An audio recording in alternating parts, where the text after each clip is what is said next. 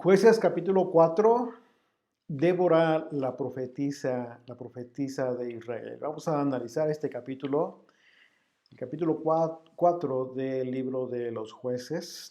Estamos ya en este libro del Antiguo Testamento. Recuerden que estamos leyendo y analizando y estudiando verso por verso, libro por libro y tomándonos el tiempo necesario para aprender de todas estas experiencias del pueblo de Israel desde la antigüedad y obviamente con todo el propósito de que sean edificadas nuestras vidas, nuestra fe, aprendiendo de las experiencias del pueblo, tanto buenas como malas, principalmente de las malas experiencias, a fin de que nosotros se cumpla en nosotros lo que el apóstol Pablo en su momento dijo, que todo esto quedó escrito para nuestro aprendizaje. Así de que vamos a hacer honor a esta exhortación del apóstol Pablo. Y bueno, recordarán que hemos estado analizando estos capítulos y hay algo interesante, aunque en los libros del Antiguo Testamento podemos ver que se describen historias de guerras, victorias, derrotas. Al leerlas, debemos entender que es relevante la expectativa con la que leemos y entonces, pues depende de quién lee y la expectativa de quien lee si cumple el objetivo de obtener una edificación en el conocimiento y el aprendizaje de la Biblia. Porque ese es el propósito, a final de cuentas. O bien, si la persona que lee solo se queda con la idea de una buena historia. Y esa es la diferencia entre leer de forma simple, somera, y estudiar la Biblia. Es algo que hemos aprendido a través de los años y que hemos comprobado que nos ha ayudado mucho a nuestras vidas. Y en este sentido, el creyente debe enfocar su atención, si es que quiere edificar su vida espiritual, pues debe enfocar su atención y su expectativa en todo aquello que cumple el propósito de edificarle en el conocimiento de Dios respecto a su carácter, el carácter del Señor, y la relación que tiene con los hombres, tanto los que siempre se identifican como pueblo de Dios, como en la relación que Dios tuvo con quienes a pesar de conocerle, pues no le tuvieron como único Dios verdadero.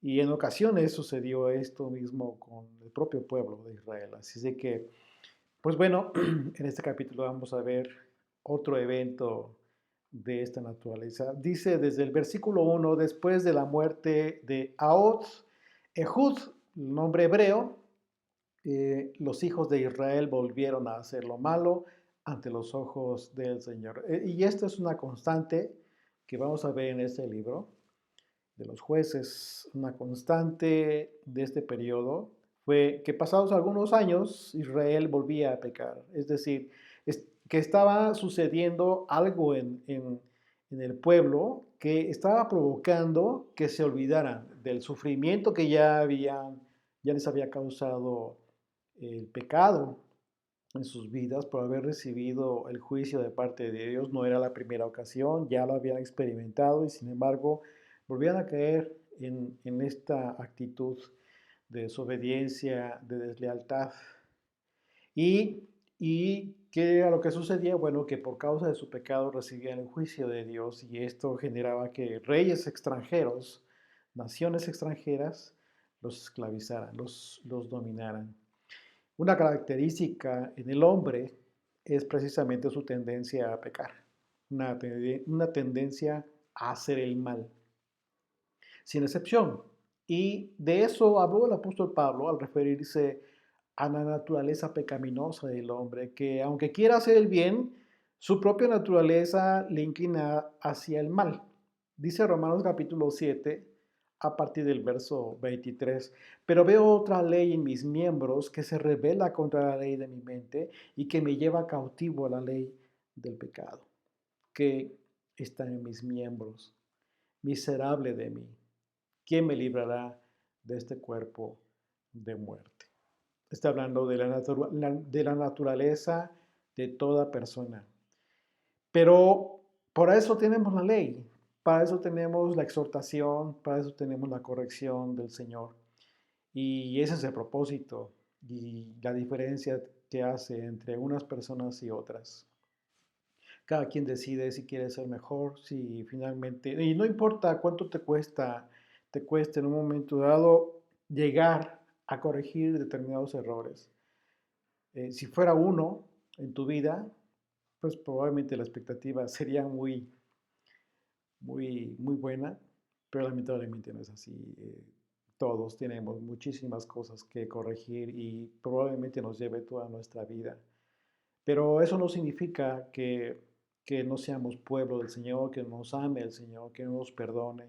Si en un momento dado reconocemos nuestro error, nuestro pecado, nos humillamos delante de Dios y primeramente entendemos que en contra de quien pecamos, antes de pecar con nuestro prójimo, pues es con el Señor. ¿Por qué? Porque el pecado es una transgresión directa a la ley de Dios. Y en consecuencia, pues al transgredir la ley del Señor, agredimos, afectamos, lastimamos a otras personas. Y en ocasiones lo hacemos sin querer. Y eso es parte de lo que tenemos que corregir. Y, y en este proceso, cuando no observamos ese aspecto de nuestras vidas o no nos interesa, se afianza en la vida de las personas y eso es lo que sucedía con Israel. Iba de mal en peor, de repente ya se daban cuenta cuando estaban ya adorando ídolos extranjeros, y se olvidaban del Señor. Por esta razón es que nosotros necesitamos vivir bajo los lineamientos de la ley de Dios, porque sus mandamientos nos ayudan a rectificar el camino y mantenemos eh, en esta promesa que el Señor nos hizo, incluso desde Moisés. Nos mantenemos en el camino de la vida. Es decir, no significa que por transgredir te vas a morir ya mañana, no, sino de la vida eterna. Ese es el propósito más importante y el anhelo de todo creyente. Lo más triste del pecado es que cuando transgredimos, como les decía, pues primeramente lo hacemos contra Dios. David lo reconoció y él dijo, contra ti solo he pecado y he hecho lo malo delante de tus ojos. Si el hombre tuviera la conciencia permanente todo el tiempo de que el pecado es el camino a la muerte espiritual, muy probablemente dejaría de pecar.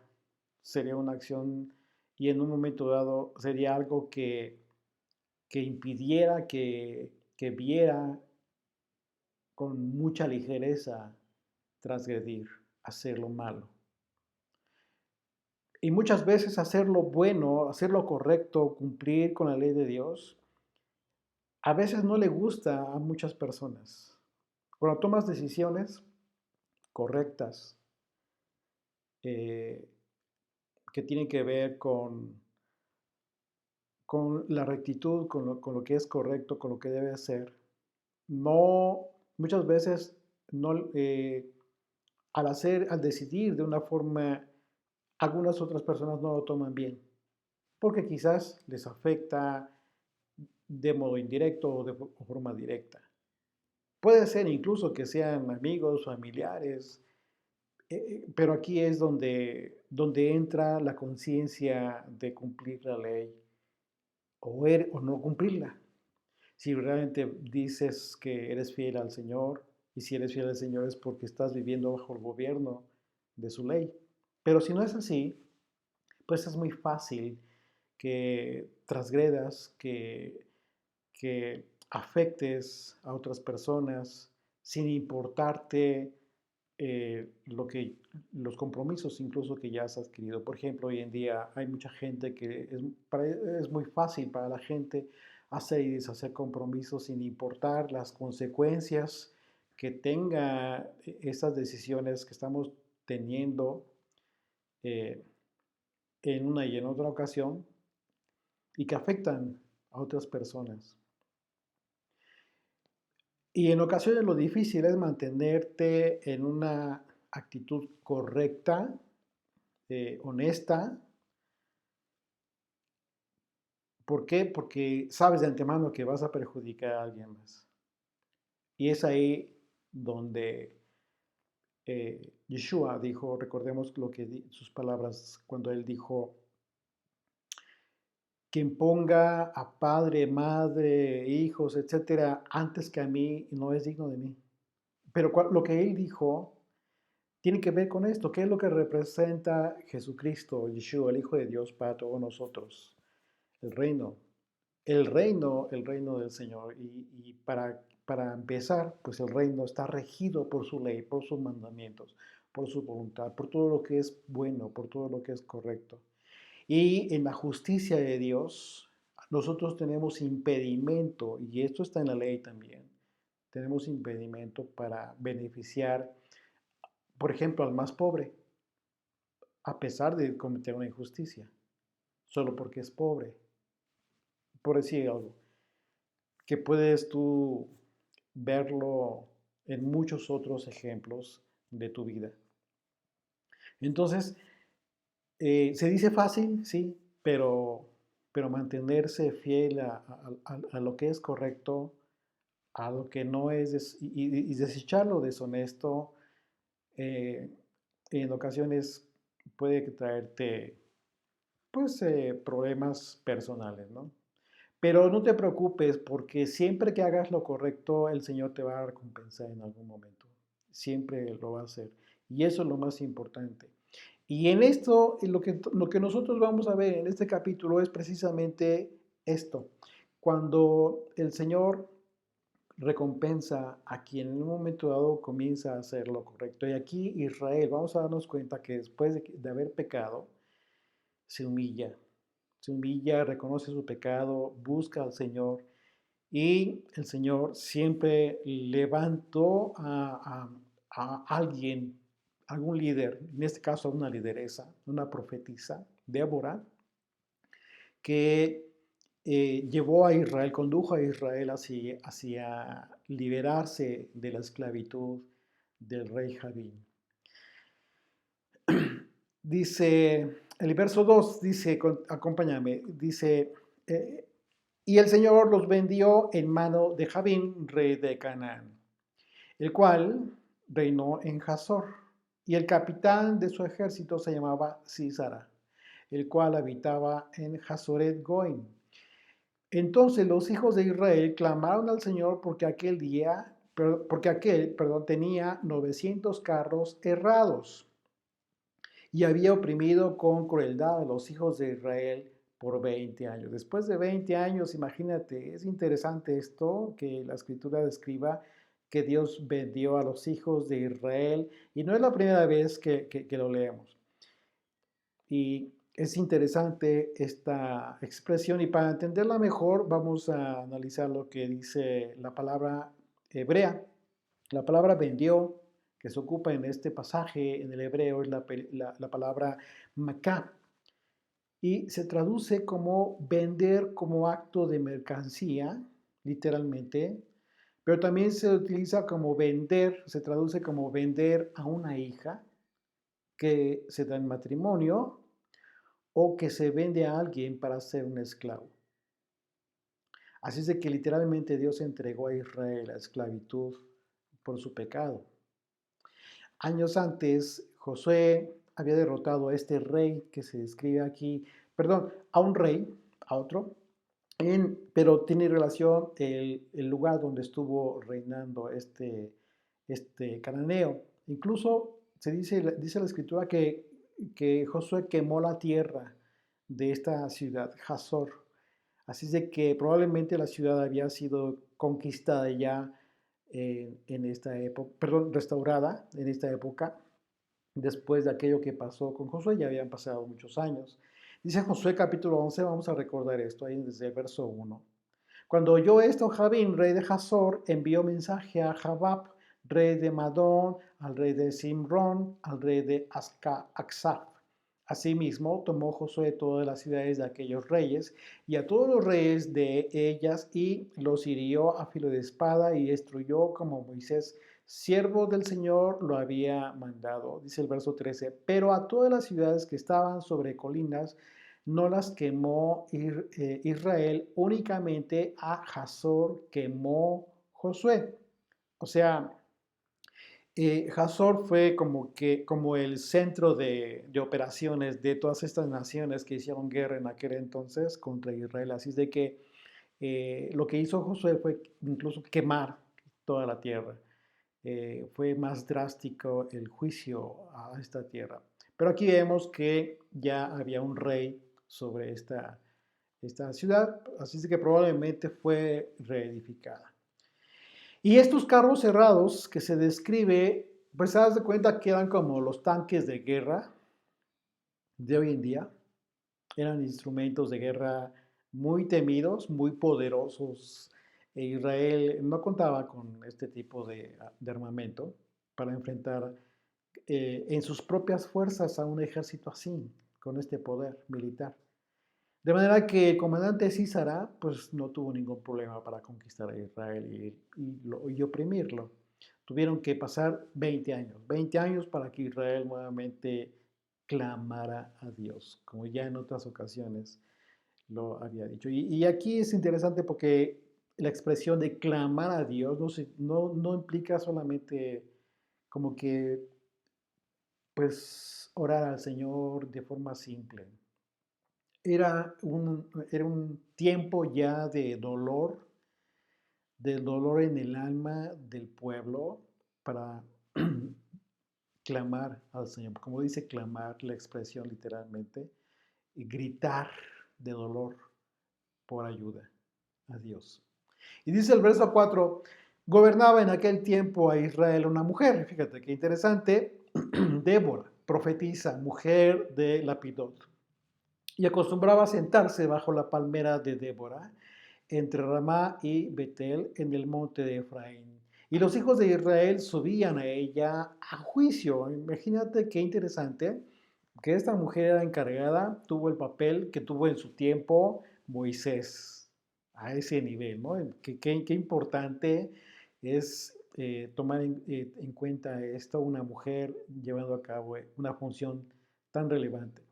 Débora fue una de varias mujeres importantes en el liderazgo de Israel y esta es la prueba más clara de que la mujer pues nunca ha estado impedida para tomar el liderazgo de una nación, como hoy en día, pues ustedes lo saben, ¿no? De repente se discute si la mujer puede o no puede hablar, por ejemplo, ¿no? Para dar un mensaje bíblico.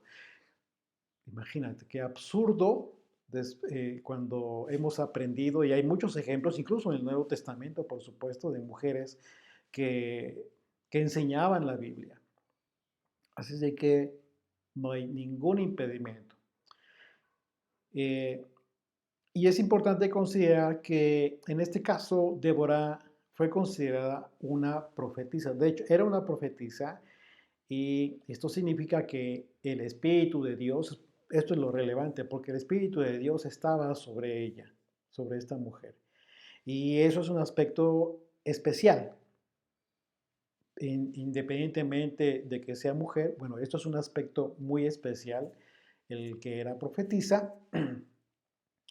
Y, y hay que considerar esto porque en el contexto de este capítulo debemos entender que Dios escogió a Débora para liberar a Israel.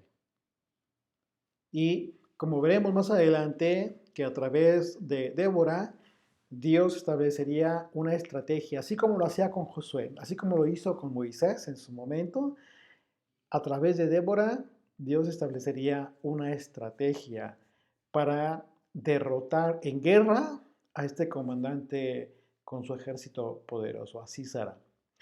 Dice el verso 6, y ella envió a llamar a Barak, hijo de Abinoam, en Cades de Neftalí, y le dijo, ¿no te ha llamado el Señor, Dios de Israel, diciendo, ve, junta a tu gente en el monte de Tabor y toma contigo 10,000 hombres de la tribu de Neftalí y de la tribu de Zabulón, y yo atraeré hacia ti al arroyo de Sison, y así será capitán del ejército de Javín con sus carros y su ejército, y lo entregaré en tus manos?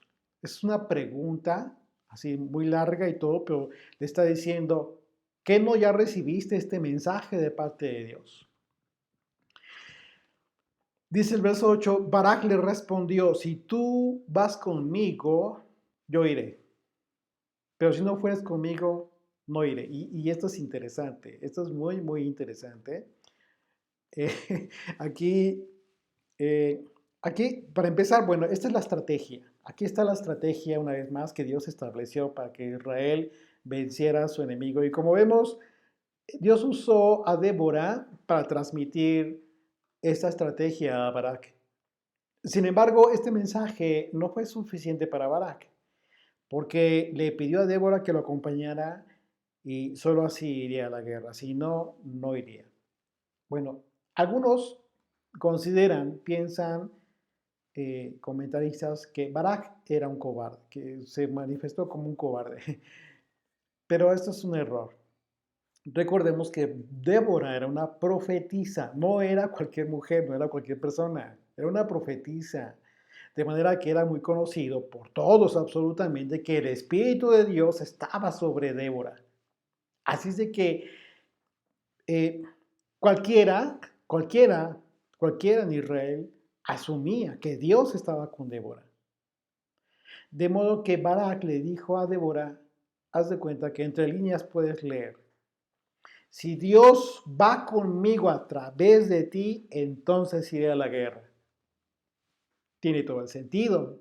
Por supuesto que tiene todo el sentido.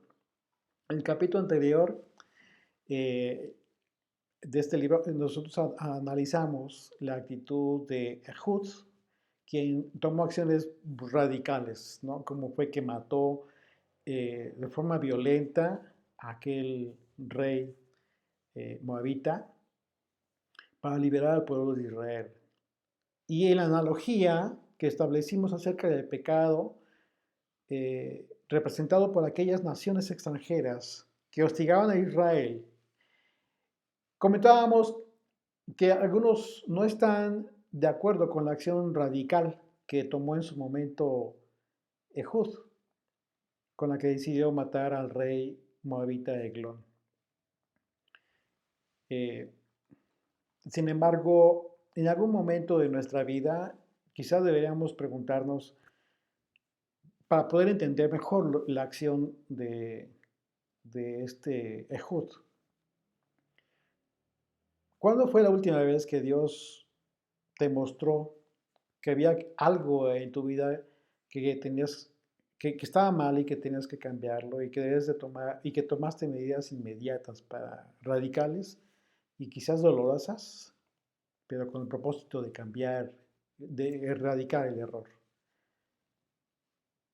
¿O cuándo fue la última vez que le pediste a Dios que te mostrara cómo podía utilizar algo especial en ti? Por ejemplo, en este caso, Ehud, ¿qué fue lo especial de él?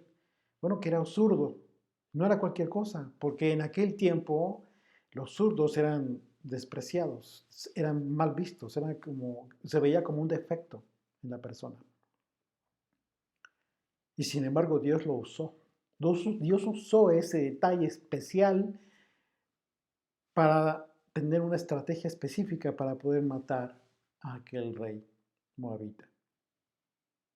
¿Cuándo fue la última vez en nuestras vidas que dimos un ejemplo de obediencia a Dios para los demás, que quizás dimos testimonio?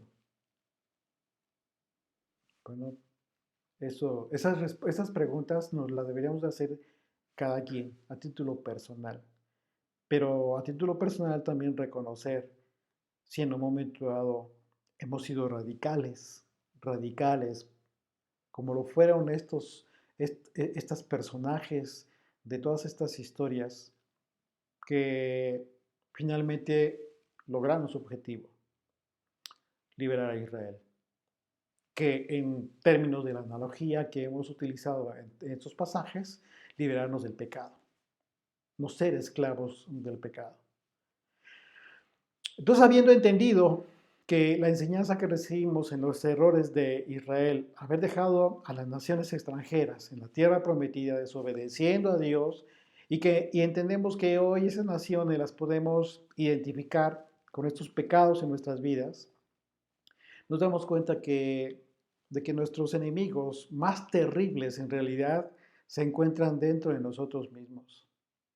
Y que las batallas que hoy lidiamos son en contra del poder del pecado que se encuentra en nosotros.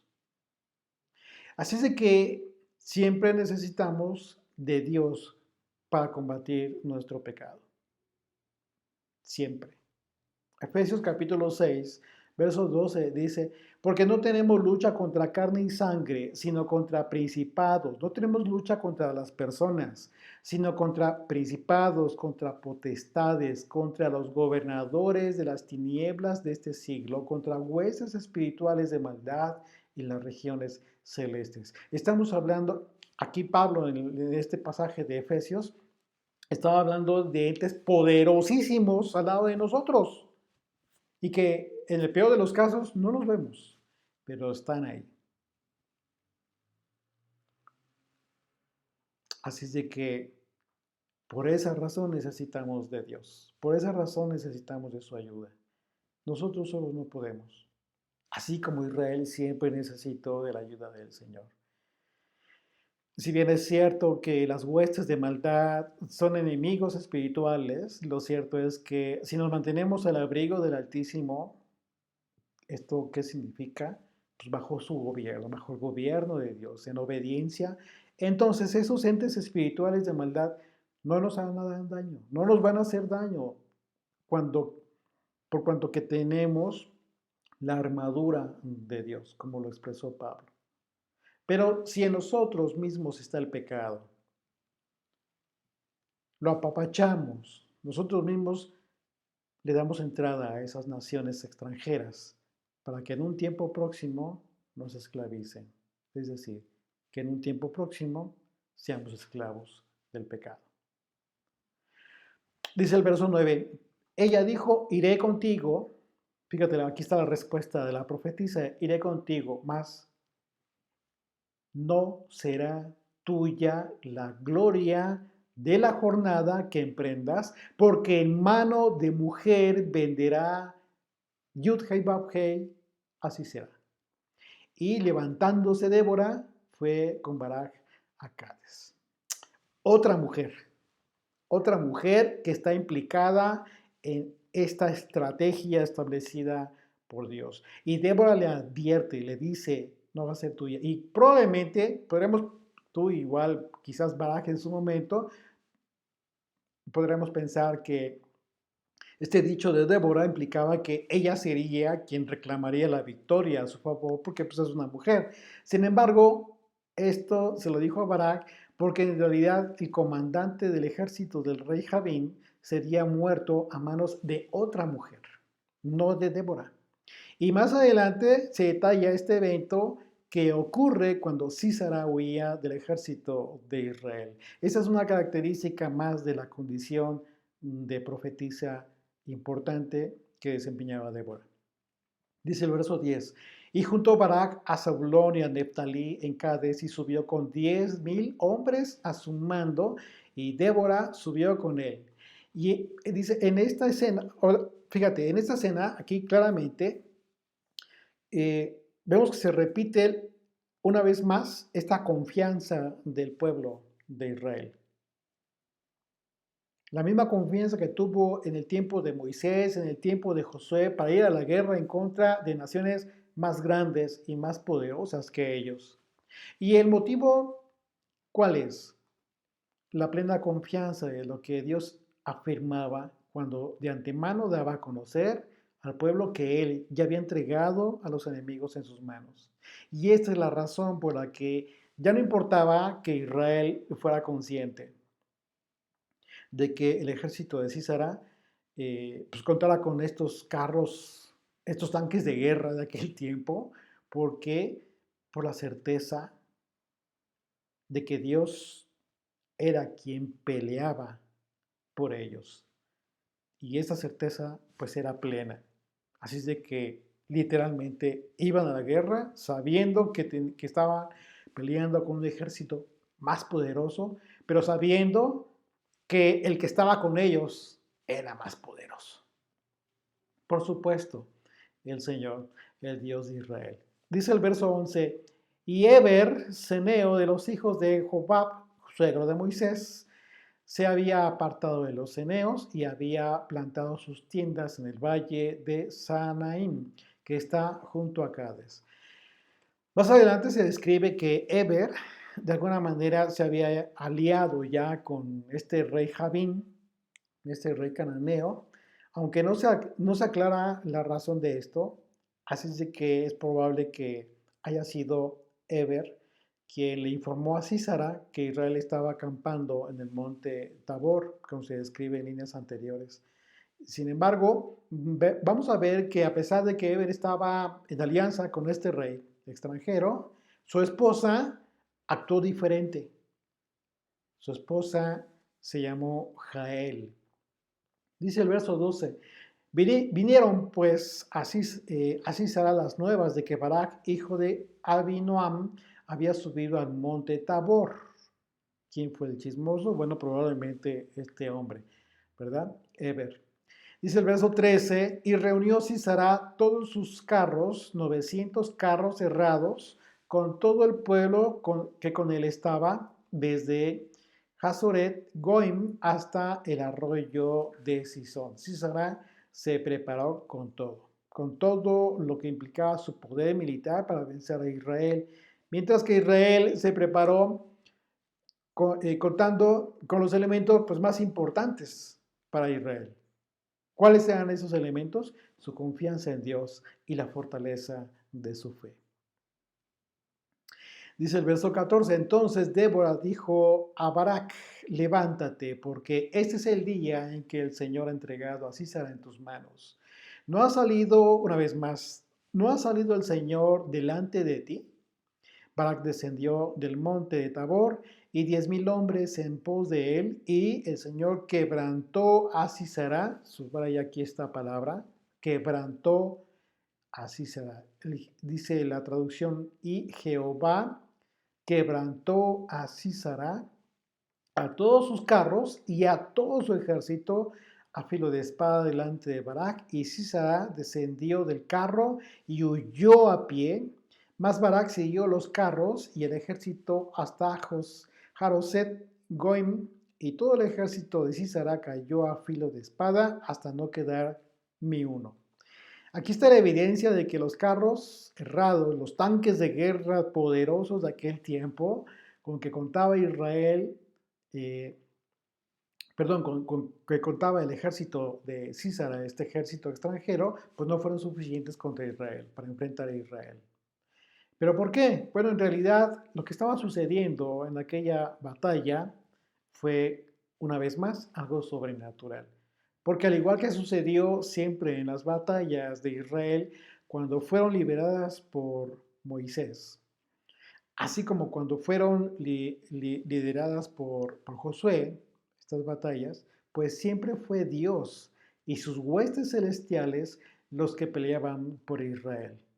Si nosotros ponemos atención a esta redacción del versículo 15, dice que Dios quebrantó a Sisara, y resulta muy interesante este pasaje porque la palabra quebrantó en el hebreo es la palabra hamam y se traduce como poner en conmoción, perturbar, trastornar. Así que, ¿qué fue lo que vio Sisara en esta batalla?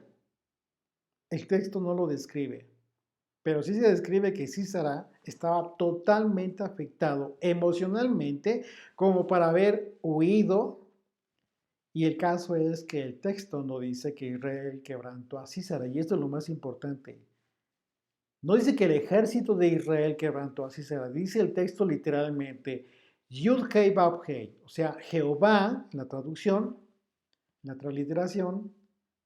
Así de que muy probablemente haya sucedido que, como otros muchos eventos, en los que la escritura describe que Dios atemorizaba a los oponentes de Israel, imponía terror en los oponentes de Israel en las guerras, como sucedió en la guerra contra los amorreos en Gabaón, por ejemplo. Dice, recordemos esto en el capítulo 10 del libro de Josué, dice el verso 8, y el Señor dijo a Josué, no tengas temor de ellos, porque yo los he entregado en tu mano, y ninguno de ellos prevalecerá delante de ti. Y Josué vino a ellos de repente, habiendo subido toda la noche desde Gilgal, y el Señor los llenó de consternación, aquí una vez más, delante de Israel. Había algo que sucedía, que veían estos oponentes de Israel, que los perturbaba literalmente. De aquí se utiliza la palabra consternación delante de Israel y los hirió con gran mortandad en Gabaón. Y los siguió por el camino que sube a Bet Horón y los hirió hasta Aseca y Maceda. Y mientras iban huyendo de los israelitas a la bajada de Bet Horón, el Señor arrojó desde el cielo grandes piedras sobre ellos hasta Aseca y murieron. Y fueron más los que murieron por las piedras del granizo que los hijos de Israel mataron a espada. Así de que imagínate, esto es un ejemplo más porque hay muchísimos, los analizamos, los estudiamos, cómo es que Dios continuaba defendiendo a su pueblo con grandes prodigios. Continuamos ahí en Jueces capítulo 14, perdón, capítulo 4, ya me fui hasta el 14, perdón. Verso 17, dice, Císara huyó a pie a la tienda de Jael, mujer de Eber, Ceneo, porque había paz entre Javín y rey de Hazor, y la casa de Eber, Ceneo. Te das cuenta cómo es que estaban en la alianza Eber con este rey extranjero cananeo. Así es de que con esa confianza Císara fue a su casa. Dice el verso 18, y saliendo de Jael, o sea, la esposa de Eber, a recibir a Císara, le dijo, ven, señor mío, ven a mí, no tengas temor. Y él vino a ella a la tienda y ella le cubrió con una manta. Y él le dijo, te ruego que des de beber un poco de agua, pues tengo sed. Y ella abrió un odre de leche y le dio a beber. Y le volvió a cubrir. Verso 20. Y él le dijo, estate a la puerta de la tienda y si alguien viniere y te preguntare diciendo, ¿hay aquí alguno? Tú responderás que no. Pero Jael, mujer de Eber, tomó una estaca de la tienda y poniendo un mazo en su mano, se le acercó calladamente y le metió la estaca por las sienes. Y la clavó en la tierra, pues él estaba cargado de sueño y cansado, y así murió. Esto significa que estaba recostado. Y fue en ese momento, como tenía la cara cubierta, nunca se dio cuenta, además, fue cuando Jael le clavó la estaca en su sien, lo mató. Una vez más, recordemos el capítulo anterior, lo que sucedió con este hombre que mató a aquel rey moabita de forma cruda. Y bueno, analizamos también este aspecto que eh, eran las condiciones en las que vivía Israel, en las que se vivían cosas terribles, por supuesto. Así de que esta mujer finalmente fue la encargada de matar a este hombre que tenía sometido y atemorizado al pueblo de Israel. Recordemos que previamente la profetisa Débora ya le había anticipado a Barak diciendo, mas no será tuya la gloria de la jornada que emprendas, porque en mano de mujer venderá el Señor a Císara.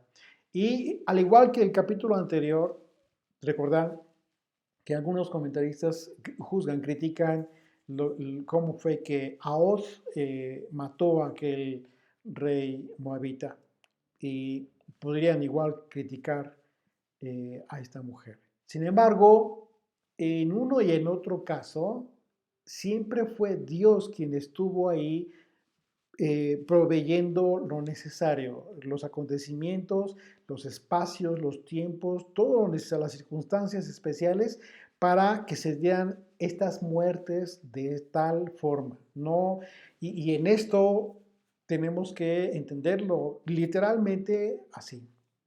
Dios permitía que sucedieran todas estas cosas, aunque eran crueles, eran situaciones muy crudas, por supuesto, este tipo de muertes, pero siempre cumplieron el propósito de liberar a Israel. Y en toda esta estrategia, Dios siempre estuvo respaldando todo esto.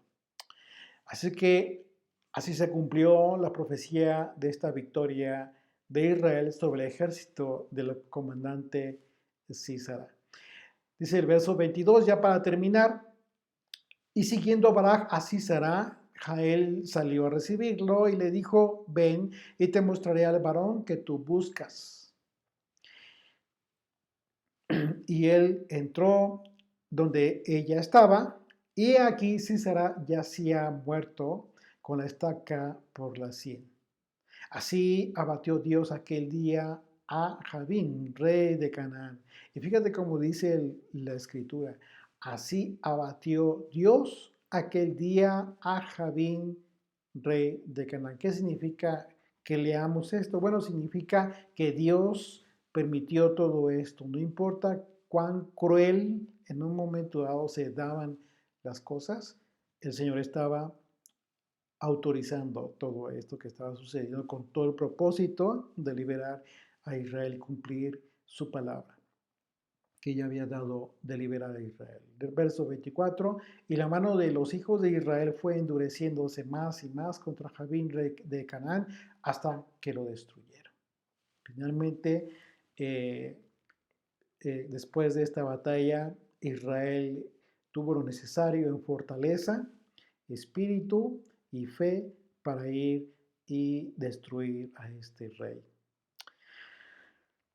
Dice el Salmo 124, si el Señor no hubiera estado de nuestra parte, que lo repita ahora Israel, si el Señor no hubiera estado de nuestra parte, cuando hubo gente que se levantó contra nosotros, nos habrían tragado vivos al el encenderse su furor contra nosotros. Nos habrían inundado las aguas, el torrente nos habría arrastrado, nos habrían arrastrado las aguas turbulentas. Bendito sea el Señor, que nos dejó, que no dejó que nos despedazaran con sus dientes. Como las aves hemos escapado de la trampa del cazador. La trampa se rompió y nosotros escapamos. Nuestra ayuda está en el nombre del Señor, que hizo los cielos y la tierra. Señor, gracias Padre Santo por darnos la oportunidad de continuar aprendiendo de todos estos acontecimientos que tú permitiste que quedaran registrados en la historia de Israel, a fin de que nosotros tengamos la oportunidad de aprender de todo esto para nuestra vida y considerar que tú siempre estás con nosotros y considerar que tú siempre vas a fortalecernos cuando nosotros clamemos a ti por ayuda. Bendito seas por siempre, Señor. Amén.